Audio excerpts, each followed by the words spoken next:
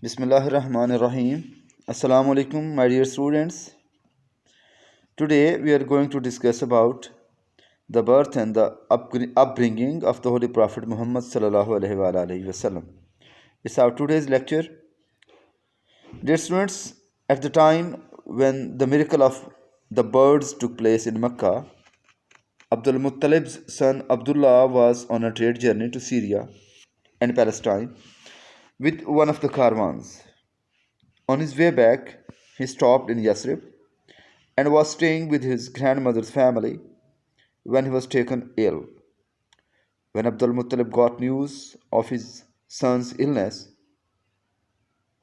upon the caravan's return to Mecca, he sent his son Haris to Yathrib to bring Abdullah back when he was able to travel. Upon reaching Yathrib, Haris found out to his great distress that his brother had passed away. The family was stricken with grief, and Amina's only comfort was her unborn child. With the passage of time, she became aware of a light within her, which became stronger and stronger with the passing weeks and months. Finally, one day she heard a voice saying, "You carry in your womb the Lord of this people, and when he is born, say, I place him beneath the protection of the One from the evil of every envier. Then name him Muhammad." When her son was born, she sent for his grandfather, who took his grandson to the holy Kaaba to thank Allah for this gift.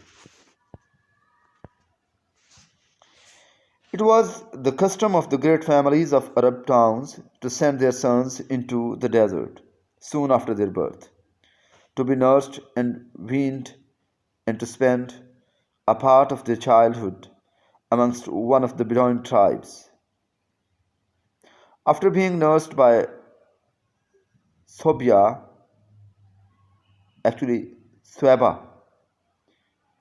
after being nursed by Swaba, the slave girl of his uncle Abu Lahab, who had also nursed Hamza, the infant Muhammad sallallahu alaihi wasallam was given to Halima, daughter of Zuhaib, who was from the tribe of Banu Saad bin Bakr.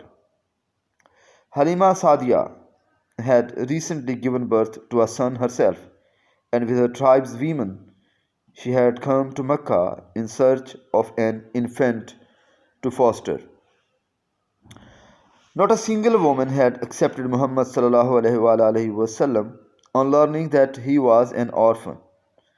Halima took him only because she could not find another to foster and was too embarrassed to go back without an infant. Her fortunes, however, changed from the minute she took him in her care, and the family began to prosper.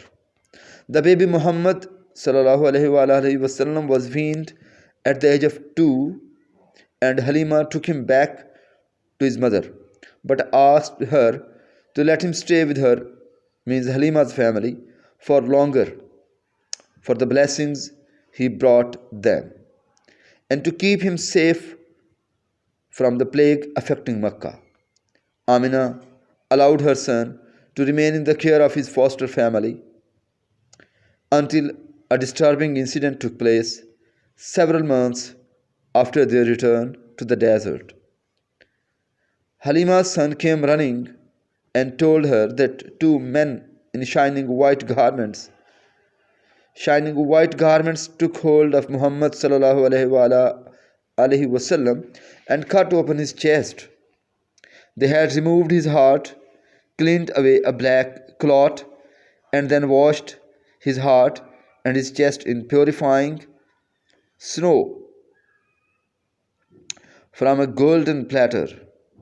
Halima, on hearing this account, rushed to look for young Muhammad sallallahu alaihi wasallam. Upon reaching him, she found him to be a bit pale but otherwise well. She was shaken by the account of this incident and returned Muhammad sallallahu alaihi to Mecca to live with his widowed mother. Young Muhammad sallallahu alaihi wasallam's time with his mother was, however, brief. When he was 6 years old, Amina took him to visit his father's grave in Yathrib, and on the way back, she fell ill and passed away. Baraka, the trusted slave girl who had traveled with the mother and son to Yathrib, now consoled the young boy and brought him back to Mecca to Abdul Muttalib in the company of some travelers.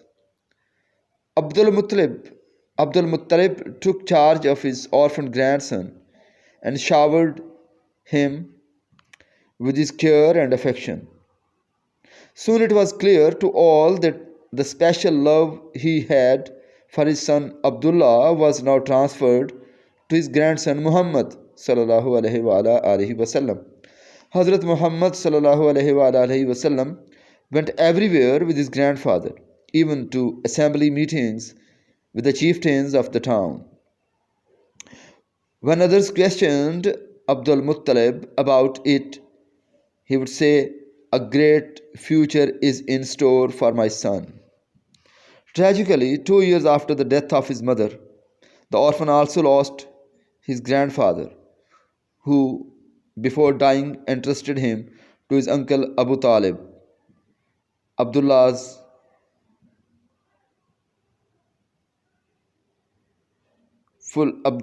brother. Abu Talib and his wife Fatima bint Asad extended their love and care to him and treated Muhammad sallallahu alaihi wasallam like their own son.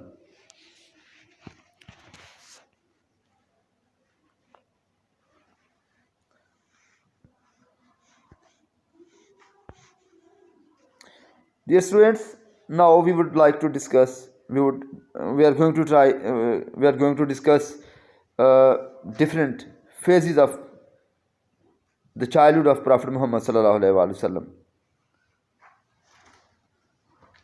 First of all, we would learn about his early years, means the years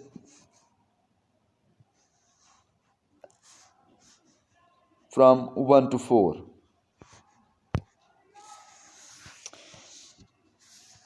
We have already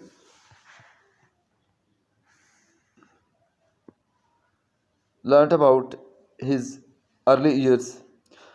Now, at the age of 4 years, when Holy Prophet Muhammad sallallahu alaihi wasallam and his foster brother were playing with goats outside home in the yard, we have already discussed this event. Now, briefly, I would like to revise it. Then Hazrat Jibreel appeared and split his chest. He took out his heart and removed a blood clot and said it was the part of Shaitan, and washed his heart with Ab Zamzam.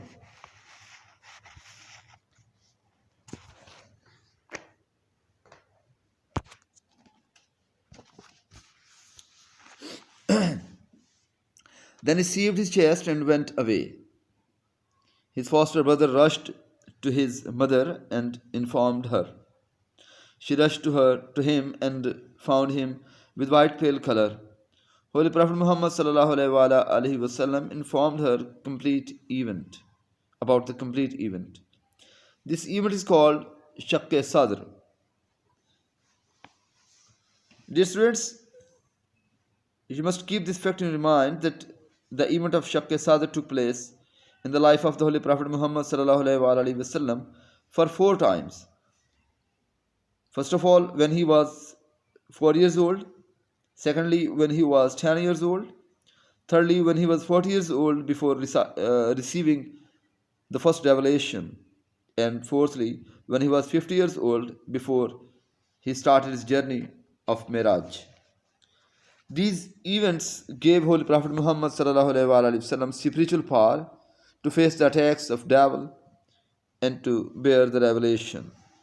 Later, he was given to his own mother for the next supervision. When the Holy Prophet Muhammad was 6 years old, his mother took him to Yathrib. Yathrib is the old name of Medina. She visited Yathrib to see the grave of her late husband Abdullah, Holy Prophet's father, and also to meet her relatives. During her journey back from Yathrib to Makkah, she fell ill and passed away. She was buried at Abwa. Abwa is a place in between Makkah and Medina. Holy Prophet Muhammad was brought back to Makkah by Ayman, slave girl of Abdullah. Her actual name was Baraka. Then Holy Prophet Muhammad was given in the custody of his grandfather, Abdul Muttalib. Hazrat Abdul Muttalib loved and cared him very much because he was his orphan grandson. But unfortunately, he also could not last for a long time and passed away when the Holy Prophet Muhammad was just 8. Here I would remind dear students to please like this video if you are benefiting from the lecture. After the death of Hazrat Abdul Muttalib, Abu Talib took over the responsibility of bringing Prophet Muhammad up as his own son. He loved his nephew more than his own sons. Abu Talib was not a rich person, so he had to attend the herds of camels and goats in order to earn money to look after his big family. He trained him for trade and business. When Holy Prophet Muhammad was 12 years old, he accompanied Abu Talib on a trade journey to Syria. There, they met a Christian monk called Bahira. Bahira was an expert in Bible. He asked some questions and Holy Prophet Muhammad answered him very beautifully. Bahira took him by the hands and said, "This is the chief of the universe. This is the messenger of the Lord of the universe." Some people asked how he knew this. He said that when he came over the hill, all the trees and stones were prostrating before him, and they prostrated only before a prophet. So he advised Abu Talib to take special care of him and go back for the fear that Jews might recognize him and harm him. So,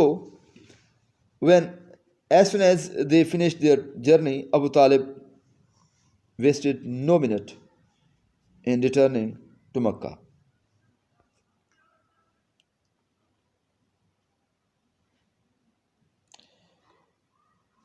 When the Holy Prophet Muhammad was 15 years old, a local war broke out during the Hajj season between the tribes of Quraysh and Banu Hawazin. According to the books of history, this war lasted for 4 years. Holy Prophet Muhammad during his very young age participated in this war, but he did not take any active part in this war. He only collected the arrows thrown by the enemies and handed these over to his uncle Zubair. Dear students, we would discuss the rest of the events of his boyhood and his later age inshallah in the next lectures. This is enough for today, I think, and assalamu alaikum wa rahmatullahi wa barakatuh.